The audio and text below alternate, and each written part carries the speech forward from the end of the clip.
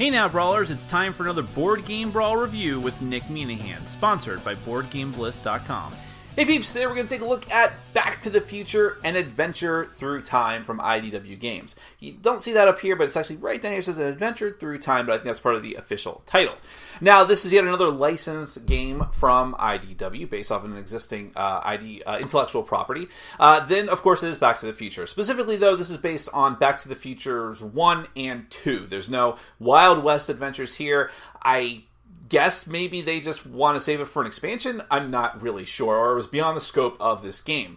But it is an adventure through time. It's a card game, essentially. It's sort of a hand management game where you can use cards in multiple different ways. You are trying to gain as many victory points as possible by moving the DeLorean between the three different main years that those two movies take place. 1955, 85, and 2015. So long ago at this point. And so you're trying to manipulate these different cards which represent characters. You take different roles, all of these different things. Let me go ahead and break it down in a lot more detail in the overview. Then we're going to come back. I'll let you know what I think.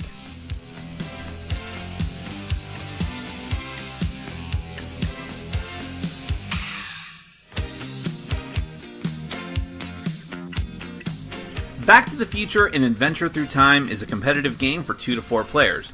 The goal of the game is to have the most points at the end. The end occurs when 2 stacks of event cards are empty, which I'll explain soon.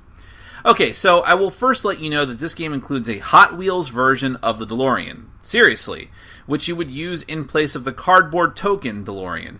As you can tell, we didn't bother with it, in case the next owner of this game wants to sell it in its original packaging. Anywho, setup is simple. Everyone takes a playmat and a Ripple Pile token. Lay out the 6 character roles. Shuffle the character card deck and deal 4 cards to everyone. Lay the 3 year tiles in chronological order and put the DeLorean on 1985. Also, put the correct stack of victory point tiles in descending order on each year. Put a stack of 3 events above each year, randomly chosen from 4 total events. If you use the B-sides, they'll have special effects, which I'll explain later. There's also a stack of clock tokens everyone should have access to. And finally, give someone the guitar token to indicate the first player. On your turn, the first thing you must do is take a roll card. Roll cards serve 2 purposes. First, each one has a different special ability that you can use on your turn. For example, Marty lets you play your first card for 0 time points, Doc lets you move the DeLorean once for 0 energy, and Biff lets you steal cards from other players. The other purpose for roll cards involves playing the character cards. To play a character card, you must have a role that matches one of the characters on the card, unless you have Jennifer, who lets you play any character card. Character cards are the fuel that you will use for everything that you do in the game.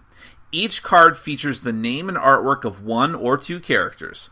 Cards with the same name might actually have different stats, and that includes some cards which are strangely image reversed. A card will tell you how many time units it takes to play, from 1 to 3, as well as how much time it gives to you after you discard it to play other cards. Cards also have a year indicator, dictating which year that you're allowed to play them in.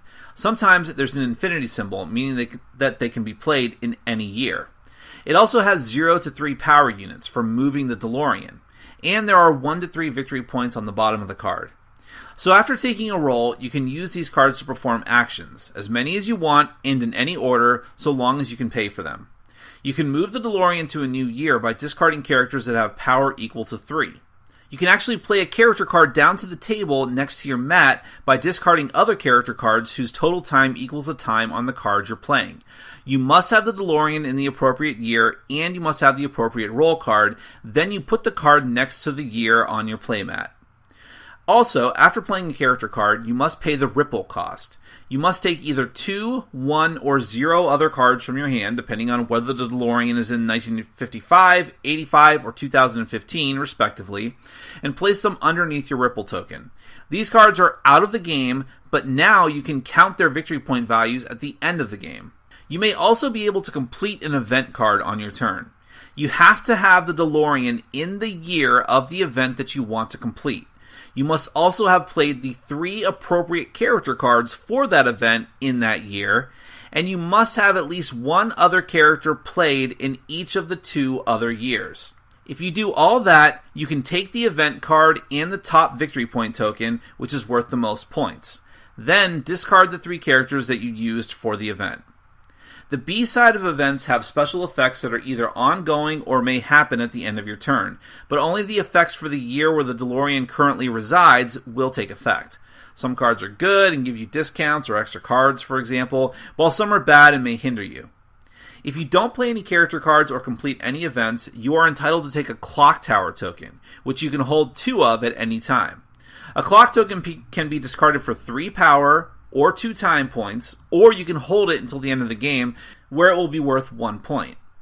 At the end of your turn, after you finish all of your actions, you draw cards depending on the year where the DeLorean is, either 0, 1, or 2 for 1955, 85, and 2015 respectively. Then, the first player marker passes, the rolls are returned to the stock, and you do it all over again. When 2 stacks of events run out, count your points, including your year chips, leftover clock tokens, ripple cards, and any character cards you actually have in play. Whoever has the most points is the winner.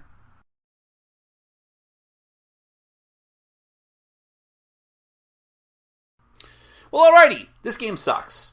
Okay, now, there's a reason why I'm being uncharacteristically blunt and straightforward at the beginning of this Final Thoughts, and it's not because I'm trying to be mean, it's because I want to make a broader point right off the bat. I need to get that out of the way first. I have been very, very critical of IDW and almost all of their games across the board, but especially the ones that are based off of existing properties, which have ranged from mediocre, just like, I guess this is a game, to outright bad. And I have nothing against IDW, their staff, the designers involved, nothing like that. They're just bad. And I go into them with great expectations because I love Back to the Future. I loved Orphan Black. I loved the X-Files. I didn't love the comic book Chew, but it was highly recommended to me. So I went in with, all right, I'm expecting this to be a good game, and going out saying, all right, it was not. And I don't know.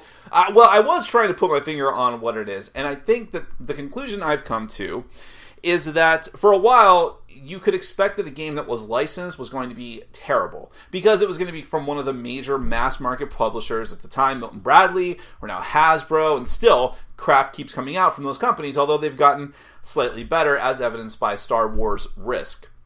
But still, there's a lot of crap coming out. And so, when you get into the hobby board game publishers who want to cater to the hobby board gaming market, the really hardcore BGG type gamers, they're like, all right, well, what do? We want to make a real game. We want to put solid strategic mechanisms in that box. We want to get designers and publishers that people know and respect for other really heavy strategic games. And then we're going to make a real board game out of this property. And while that all sounds fantastic on paper, I think that is the downfall of some of these games, because what they're doing is taking mechanisms that they're fine, they're strategic, but they're not that well thought out, and they're definitely not well thought out in the regards to the license itself.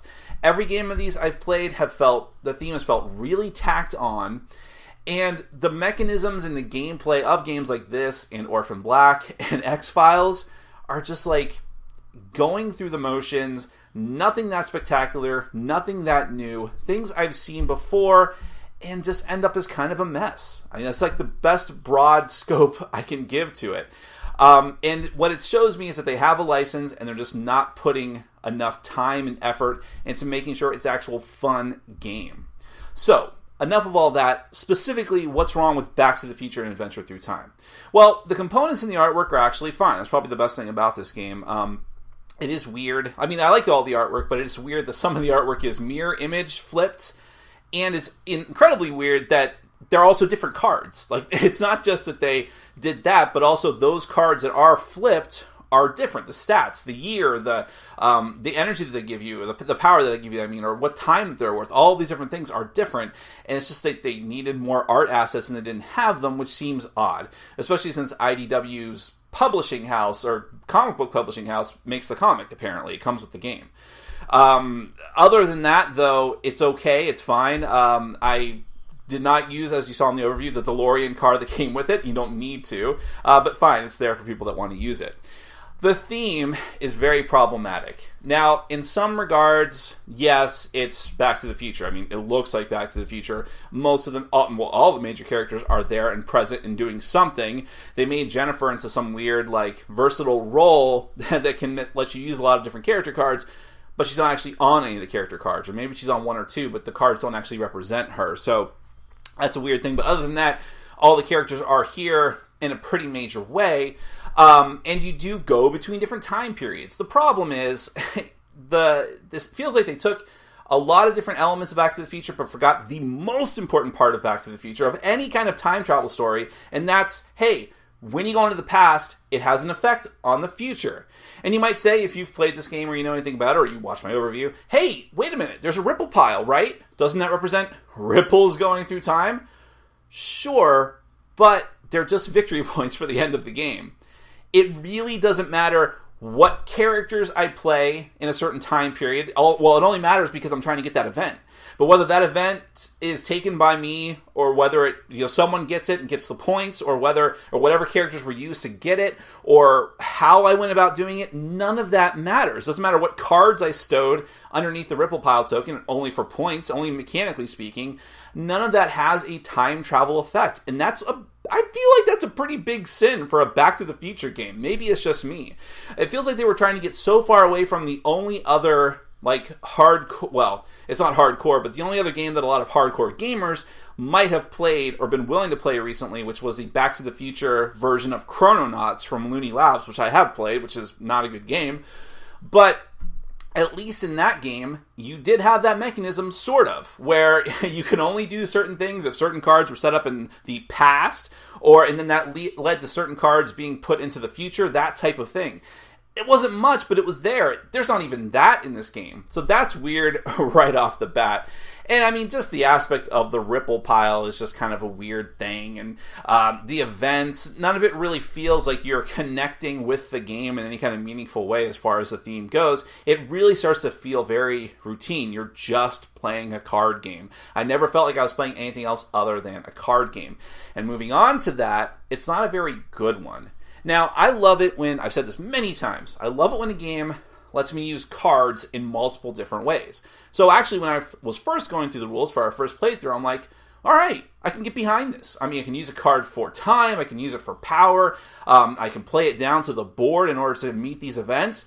Neat, I'm there, I'm on board, let's do it. But then it commits the cardinal sin that I don't like for card games, which is that you're taking away all of my options and restricting me heavily. Because one of the things that I like about being able to use a card for multiple things is that the freedom that it gives you. When I play Imperial Settlers, I'm like, I can get a lot of uses out of this. They're all good to certain degrees. I got to figure out which one's going to be better for my strategy. But if I decide okay, well, whatever he just did screwed me up, so I can't play this card that way I wanted to, I can still do it here, here, and here, and it's fine. And I've got a whole bunch of other cards, too.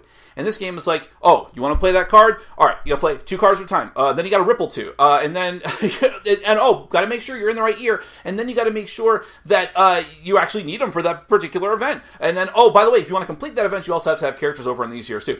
Everything in this game bottlenecks you and restricts you down a certain path. And I feel like there's a certain segment of people who would say, well, it's supposed to be tough. That's strategic. That's what it's supposed to be, to play a strategic game, to have bad options and just make the best of those bad options. Maybe, but that's not fun, okay? This felt like a chore. It felt like work. Having to go out of your way to get cards back into your hands at certain points, always camping out in one of the future time periods, 85 and 2015, just to make sure you get cards, especially if one of the events, if you're using the event side of the cards, one of them that lets you draw more cards, you're like, I gotta get there. And then everyone just camps out there as much as possible just to get more cards. Bottlenecking, forcing you to take certain paths just to get ahead in the game. Otherwise, the game goes on forever and just feels like a job, not like a game. And that is the worst part about this by far. I like using the cards for multiple ways. It is interesting taking I almost said the Millennium Falcon. Close enough. The DeLorean to the different time periods.